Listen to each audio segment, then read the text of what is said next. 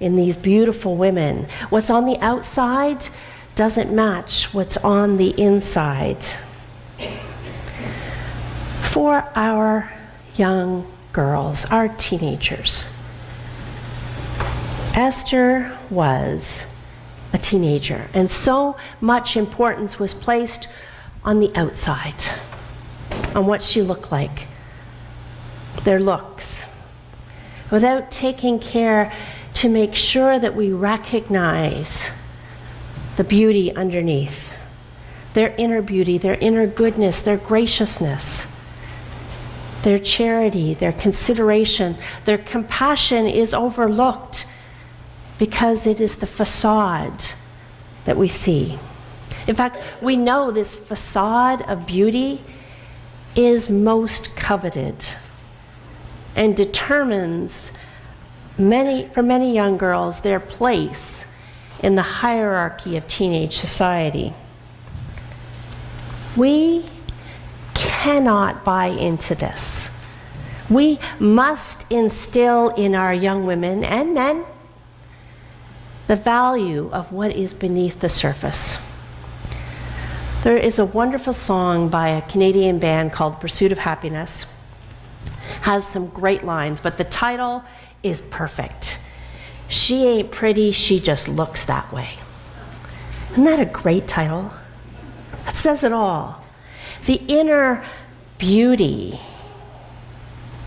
is not evident there. This inner ugliness is camouflaged by a shell that is physically attractive, but it doesn't take a whole lot of digging to find the horrid underneath.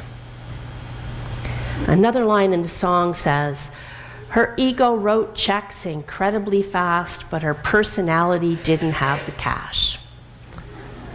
Think about that one. Isn't that a great line? And I think you would agree with me that that applies to King Xerxes. His ego wrote checks incredibly fast, but his personality didn't have the cash. There's the beast, contrasted with the beauty.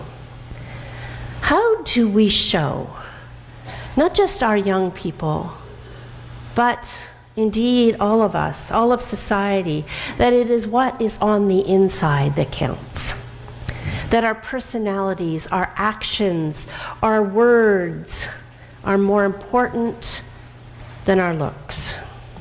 Certainly society doesn't have the wherewithal or the inclination to do it. But we as Christians know the value of inner grace and beauty. But do we show it? Do we compliment one another on our grace? Or just how we look?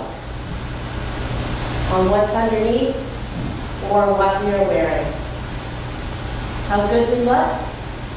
Or a nice haircut, or how much weight we lost? When we compliment actions, loving gestures, and caring principles, then we have made a first step towards changing the culture that we live in. I know it won't happen all at once. It won't make a difference all at once, but when we start down that road, it will make a difference to a single life, to an individual who will start to see that they are valued, not for what they look like, but for who they are in their mind, in their heart, and their spirit, instead of the superficiality that the world sees.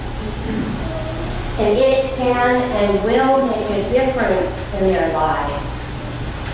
So many of our young people get caught up in the beauty, in the superficiality, and in what others think of the outside, that they struggle with mental health issues. Bell Talk Day is coming up this week, and so much of what our young people struggle with is this idea that they are not perfect enough because people only see the outside. Our biblical Esther had a story to tell, and there are lessons to be learned. And this tale is a